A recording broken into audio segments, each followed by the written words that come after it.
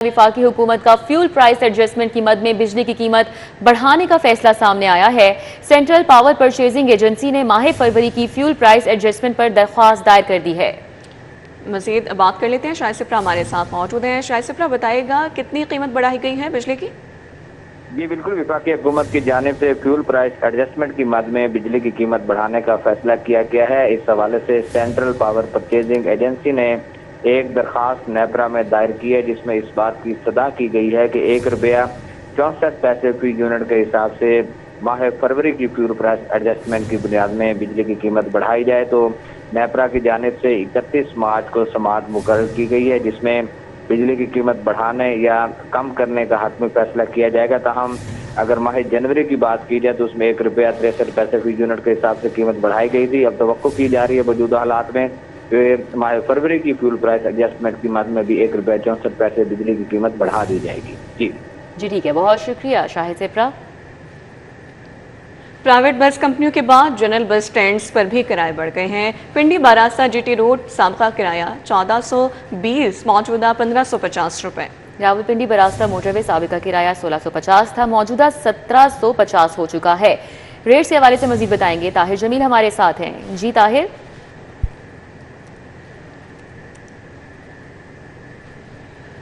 ताहिर, हमें सुन पा रहे हैं, आगाह कीजिएगा, किराए बढ़ाए गए हैं, मुसाफिरों का कैसा रद्द-ए-अमल है?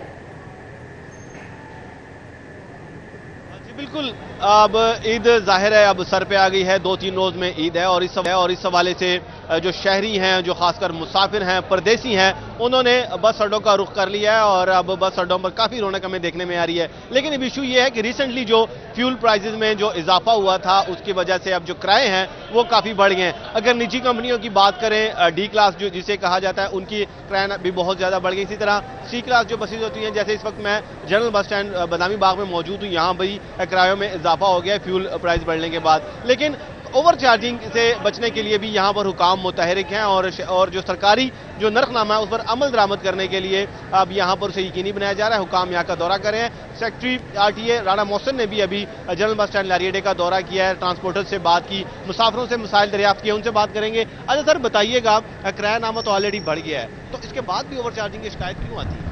अच्छा, इसमें सबमिशन ये है कि किरायानामा जैसे कि आपने देखा हो कि हर जगह डिस्प्ले है, तो कुछ ट्रांसपोर्टर्स रात कोशिश करते हैं कि हम फिर भी जो है ना वो किराया ज़्यादा लें।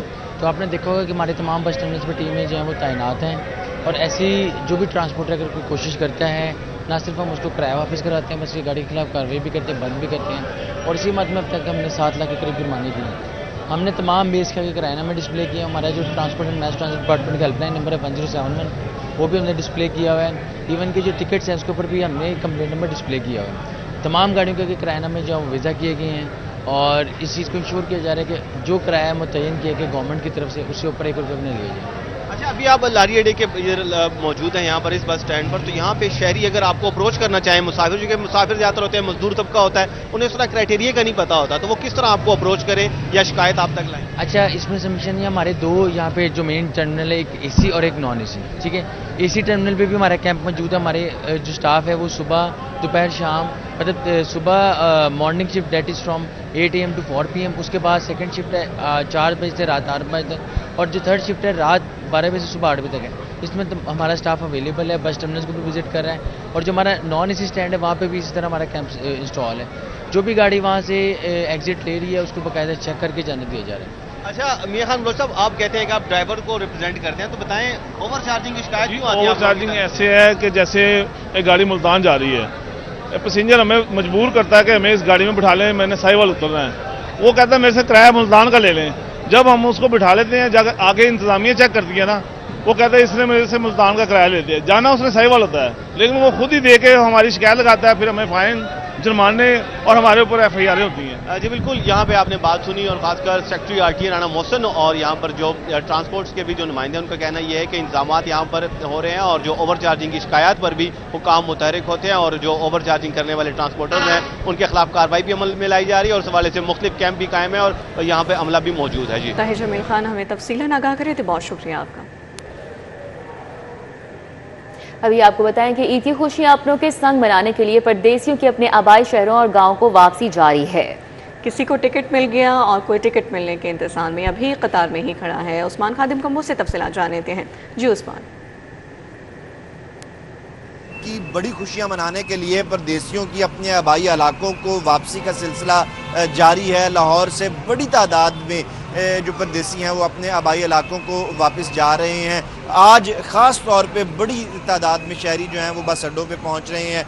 बहुत से लोगों ने पहले ही टिकट्स ख़रीद रखे थे, वो बड़ी आसानी के साथ सफ़र कर रहे हैं, बारिश के मौसम को एंजॉय भी कर रहे हैं। लेकिन जिन लोगों ने पहले टिकट नहीं ख़रीदे थे, जो अभी यहाँ पे पहुँच रहे हैं, उन्हें लंबी कतारों में रश में घंटों खड़े होकर इंतज़ार करना पड़ रहा है। इसके अलावा जो शहरी हैं, जो परदेसी वापस जा रहे हैं, वो किरायों में इजाफे के हवाले से भी गिला करते हैं कि पेट्रोलियम मसनूआत की कीमतों में इजाफे के बाद किरायों में इजाफा हो गया है। इसके अलावा बस अड्डे तक आने के लिए टैक्सी या रिक्शा इस्तेमाल करते हैं, उनके किराए भी बढ़ चुके हैं, जिसकी वजह से इजाफी बोझ पड़ रहा है परदेसियों की जेबों के ऊपर।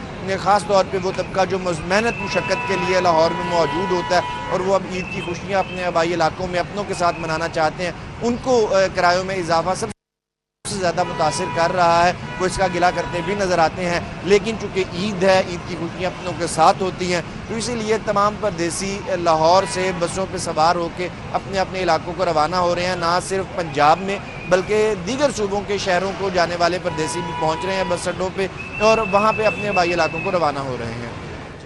ठीक है, बहुत शुक्रिया उस्मान। रेलवे स्टेशन का रुख किया जाए तो परदेसियों का आबाई इलाकों को वापसी के लिए रेलवे स्टेशन का रुख लाहौर से अंदरूनी सिंध, कोयटा, पेशावर जाने वाली ट्रेनें घंटों ताख़ीर का शिकार है। कैसे गहमा गहमी है, सईद अहमद सईद से जान लेते हैं। जी सईद, बताइए। बिल्कुल, ईद अपने प्यारों के साथ मनाने की ख्वाहिश लिए जो परदेसी हैं उन्होंने रुख कर लिया है रेलवे स्टेशन का। और पाकिस्तान रेलवे की तरफ से जो इस ईद पर परदेसियों को रश के पेश नज़र जो 4 ईद स्पेशल ट्रेनें चलाने का फैसला किया गया था, उसका आगाज़ भी है वो कर दिया गया है। आज लाहौर रेलवे स्टेशन से मुल्क के दीगर शहरों में जाने वाली ट्रेनें हैं वो हस्बे मामूल जो हैं वो घंटों तक का शिकार होती है वो दिखाई दे रही हैं। और तकरीबन 7 ट्रेनें ऐसी हैं जो कि लाहौर आना थी, वो तकरीबन 1 से 3 घंटे तक का शिकार है वो हुई है। तो मुसाफिर जो है लाहौर रेलवे स्टेशन पर आ भी रहे हैं और शिकवा करते दिखाई भी दे रहे हैं कि रेलवे इंतजामिया की तरफ से जो बुलंदों बांग दावे किए जाते हैं हर दफ़ा मुसाफिरों की सहूलियात में बेहतरी के, तो वो फिल वक्त यहाँ पहुँचते हुए नज़र नहीं आते और ट्रेनें हैं वो भी 3 से 4 घंटे तक का शिकार है बहुत ही दिखाई दे रही हैं। जबकि रेलवे इंतजामिया के मुताबिक जो गुज़श्ता 2 रोज़ के दौरान होने वाली रेलवेट्स की वजह से जो ट्रैक के ऊपर मुतासर है वो ट्रेनें हैं वो हुई हैं, जिसकी वजह से ट्रेनों की आमदरफ में जो खलल है वो वाक़या हुआ है। आज भी लाहौर आने वाली ट्रेनें जो हैं वो गलती का शिकार हैं और पाकिस्तान रेलवे की तरफ से जो 4 ईद स्पेशल ट्रेनें चलाने का फैसला किया गया था वो एक ट्रेन जो है वो लाहौर से रवाना है वो कर दी गई है। अब कराची से आने वाली ट्रेन है वो लाहौर पहुंचेगी और मुसाफिर जो दीगर शहरों से लाहौर आना चाहते हैं वो लाहौर पहुंचेंगे, जबकि लाहौर से अपने अपने आबाई इलाकों से जाने वाले जो शहरी हैं मुसाफिर हैं वो भी लाहौर रेलवे स्टेशन का रुख है वो कर रहे हैं। शुक्रिया सही। ईद में सिर्फ चंद रोज़ बाकी, बाजारों में चहल पहल बढ़ गई है। ख़वातीन की शॉपिंग आखिरी मराहिल में दाखिल हो चुकी है। पसंदीदा कपड़ों के बाद ट्रेंडिंग ज्वेलरी और चूड़ियों की खरीदारी जारी है। ख़वातीन किस तरह से मसरूफ़ नज़र आ रही हैं बाज़ारों में, अफशा रिजवान से जान लेते हैं। जी अफशा। जी बिल्कुल, इस वक्त हम अचरा बाज़ार में मौजूद हैं और यहाँ पे खासा गहमा गहमी दिखी जा रही है। ख़वातीन अपनी भी शॉपिंग कर रही हैं, बच्चों की भी कर रही हैं और जो है जो साथ ही साथ जो उनकी शॉपिंग है वो आखिरी मराहिल में दाखिल हो चुकी है। वो जो है चूड़ियाँ ले रही हैं, मैचिंग की ज्वेलरी लेती हुई दिखाई दे रही हैं और ख़ुसूसन जो है मेहंदी के स्टॉल पर भी अब रश दिखाई दे रहा है। इस वक्त हम जो है बच्चों की दुकान पर मौजूद है। यहाँ पर जो है बच्चों की वैरायटी बहुत खूबसूरत बच्चों के फ्रॉक्स और दीगर कपड़े यहाँ पर मौजूद हैं। हमारे साथ जो ग्राहक मौजूद है उनसे बात करने की कोशिश करेंगे। आंटी मुझे बताएं क्या खरीदने आई हैं? बच्चों के लिए कपड़े लेने आए। बच्चों के लिए कपड़े लेने आई हैं। अपने लिए कितने सूट बनाए और बच्चों के लिए कितने? अभी तो कुछ नहीं बनाया। अभी वो कह रही हैं हमने कुछ भी नहीं बनाया अपने लिए, लेकिन बच्चों के लेती हुई दिखाई दे रही हैं। यहाँ पे बेशुमार और बेहतरीन वैरायटी यहाँ पे मौजूद है। जो दुकानदार मौजूद है उनसे हम बात करने की कोशिश करेंगे कि उनसे जाने कि किस तरह के जो है हमें बताएं बच्चों की शॉपिंग की जा रही है, कौन से ऐसे ट्रेंडी कपड़े हैं जो बच्चों के लिए ली जा रहे हैं। तमाम वैरायटी ली जा रही है, मैक्सीज, निकल शर्ट, पेन शर्ट, हर चीज़ ली जा रही है। अब थोड़ा सा मौसम चेंज हो गया, पहले गर्मी लग रही थी, अब लग रहा है सर्दी होगी थोड़ी ईद पे, तो उस सवाल से बताएं। पहले हाफ बाजू की बहुत डिमांड थी, हाफ स्लीव्स की बहुत डिमांड थी, निकल शर्ट की। अब पेन शर्ट नहीं पूरी की जा रही, फुल बाजू में नहीं पूरी की जा रही। मुझे समझ नहीं आ रही लोग कहाँ से इतना पैसा ला रहे हैं। अच्छा, पैसा बहुत ज़्यादा, वो कह रहे हैं भाई कि हमसे डिमांड पूरी नहीं की जा रही इतना ज़्यादा, अपनी तैयारी आपने की है? अपनी तमाम तैयारी कर लेते हैं हम, पहले रमज़ान में कर लेते हैं क्योंकि हमें पता है कि 30 दिन है, 30 दिन में एक दिन भी टाइम नहीं मिल रहा। क्या खरीदा अपने लिए, क्या क्या खरीदा? अपने लिए शूटिंग ही खरीदी है हम लोगों ने भी, 2-2 घंटे सो रहे हैं सिर्फ, सारी दुकान में लड़ गया। और महंगाई के हवाले से बताएं कि खवातीन कितना बहस करती हैं रेट को रखते हुए मद्देनजर? वो आपने अभी देख ही लिया है, एक चीज़ जो आई है 700 की, उन्होंने 900 बोला, उन्होंने 800, 600, 400, 600 लगा रही है, वो समझ नहीं रहे, लेकिन कोई बात नहीं, काम तो फिर चलता है, जैसे अल्लाह राजी रहे राजी। हाँ जी बिल्कुल, उनका कहना है काम तो चलता है, महंगाई की वजह से बहस भी की जाती है ग्राहकों की जानिब से कि जो है इतने का नहीं इतने का दिया जाए, कम से कम कीमत खवातीन कहती हैं कि हम उसमें ख़रीद लें चीज़ों की। बच्चों की शॉपिंग भी जारी है, खवातीन की अपनी मैचिंग की जो चीज़ें हैं वो भी वो ख़रीदती हुई दिखाई दे रही हैं। बारिश भी हो रही है लाहौर में, लेकिन उसके बावजूद भी खवातीन जो है अब बाज़ारों में पहुँच चुकी हैं और अपनी ईद की तैयारी वो ख़त्म करके ही निकलेंगी। वैसे भी खवातीन की तैयारी जो है वो चांद रात तक जारी रहती है और अभी भी यहाँ पे ऐसा देखा जा रहा है कि चांद रात का ही समय है, क्योंकि बहुत ज़्यादा गहमा गहमी अब इचरा बाजार में हम देख रहे हैं, बहुत ज़्यादा गहमा गहमी देख रही हैं। बहुत शुक्रिया, हमारे साथ अफशान थी, आगाह कर रही थी। कलाइयों पर सजने लगा हिना का रंग, बनाओ सिंगार में लड़कियां किसी से पीछे नहीं। मेहंदी लगवाने के लिए खवातीन ने मेहंदी सेंटर्स का रुख कर लिया है। बिल्कुल, आपको बताएं कि खवातीन हाथों पर मुनफरिद और दीदा ज़ेब डिज़ाइंस बनवा रही हैं। खवातीन अरबी और बारीक डिज़ाइन की मेहंदी लगवाने लगी हैं, तो मेहंदी के स्टॉल्स पर रश शुरू हो चुका है। कलाइयों पर सज रहा है ये हिना का रंग, बनाओ सिंगार कर रही हैं लड़कियां। मेहंदी लगवाने के लिए खवातीन ने मेहंदी स्टॉल्स का अब रुख कर लिया है और मेहंदी सेंटर्स पर वो पहुंचना शुरू हो गई हैं। गहमा गहमी यहाँ पर उरूज पर पहुंच चुकी है। दीगर खबरें शामिल करें, आपको बताएं पंजाब में फॉलेज के इलाज के लिए बड़ा मंसूबा, 42 नए स्ट्रोक सेंटर्स कायम करने का फैसला किया गया है। मज़ीद तफसीलात जान लेते हैं, अली रामी हमारे साथ मौजूद हैं। जी अली रामी, बताइएगा। पंजाब में फॉलेज के इलाज के लिए नए जो स्ट्रोक सेंटर बनाए जा रहे हैं उसकी कुछ तफसीलात आई हैं और तफसीलात के मुताबिक 42 नए स्ट्रोक सेंटर जो है वो कायम किए जाएंगे और इसमें पहले मरहले में 24, दूसरे में 18 नए मराकज़ जो है वो कायम किए जाएंगे पूरे पंजाब के अंदर। इसमें वज़ीर पंजाब अहकामात जो है वो दे चुकी है, तो इसका इब्तदाई प्लान बनाकर महकमा सेहत की तरफ से वो सीनियर सूबाई वज़ीर के साथ जो है वो शेयर किया गया है और उनसे कहा गया कि इसकी अब अप्रूवल जो है वो काबीना से ली जाए, क्योंकि सीनियर सूबाई वज़ीर इस मीटिंग को जो है वो चेयर कर रही हैं। तो उन्होंने बताया कि हर स्ट्रोक सेंटर में जदीद सहूलियात, ख़ुसूसी स्ट्रोक और तरबियत याफ्ता अमला जो है तैनात किया जाएगा और रेस्क्यू 112 के साथ फौरी जो रेफरल सिस्टम है, मरीज़ों को बर वक्त इलाज की सहूलियात वो भी दी जाएंगी और इसके लिए जो तखमीना लगाया गया है इब्तदाई तौर पर रवां साहब माली साल के लिए वो 62 करोड़ 50 लाख रुपए लगाया गया है कि ये अगर मंजूरी दे दी जाए तो ये चीज़ें ख़रीद कर या मुख्तलिफ सेंटर्स के अंदर मेडिसिन जो है प्रोवाइड की जा सकती है। रेस्क्यू 1122 को ये चीज़ें जो है प्रोवाइड की जा सकती हैं और इसके साथ ही न्यूरोलॉजिस्ट की कमी को पूरा करने के लिए जो लो कम कास्ट बुनियादों पर माहिरीन की खिदमात जो है वो हासिल की जाएंगी और बड़े शहरों में जदीद एंजियोग्राफी सहूलियात करीबी कैथ लैब्स हैं वो भी इस इस्तेमाल में लाई जाएंगी और उसकी मनसूबाबंदी भी जारी है। ये इब्तदाई तौर पर प्लान बनाकर हुकूमत के सामने रखा गया है। सीनियर सूबाई वज़ीर ने यह मीटिंग जो है चेयर की।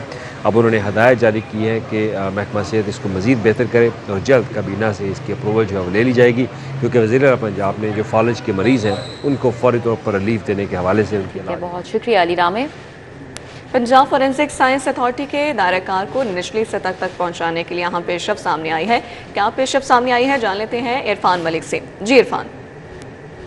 आपको बताएं, पंजाब साइंस अथॉरिटी जो है, पंजाब फॉरेंसिक साइंस अथॉरिटी, इसका दायराकार पूरे पंजाब के तमाम अजला के अंदर फैलाने का फैसला किया गया है और इस हवाले से वज़ीर आला पंजाब की जानिब से अहकामात दिए गए हैं होम डिपार्टमेंट को और दीगर जो डिपार्टमेंट्स हैं उनको कि वो तमाम अजला के अंदर ऐसी लोकेशन ट्रेस करें जहाँ पे इन फॉरेंसिक साइंस अथॉरिटी के ऑफिस जो है कायम किए जा सकेंगे। इस हवाले से आपको बताएं कि पंजाब के तमाम जो अजला हैं वहाँ पे क्राइम सीन यूनिट जो है इनको फैलाने का जो फैसला किया गया है, जिसके लिए मियारी और मखसूस किस्म की एक बिल्डिंग जैसे सेफ सिटी अथॉरिटीज़ की बिल्डिंग्स हैं, इसी तरह अब फॉरेंसिक साइंस अथॉरिटीज़ की जो है वो बिल्डिंग्स उनका क़याम अमल में लाया जाएगा, जिसमें मियां वाली, टोबा टेक सिंह और रहीम यार खान में क्राइम सीन यूनिट जो है ये ऑलरेडी इसके ऊपर वर्किंग जारी है, जबकि बाकी जो बकिया जो 26 अजला हैं इसके लिए जो हेड क्वार्टर को कहा गया है कि फौरी तौर पर इसके जो अखराजात और इसके लिए जो वर्किंग है उसका आगाज़ करें ताकि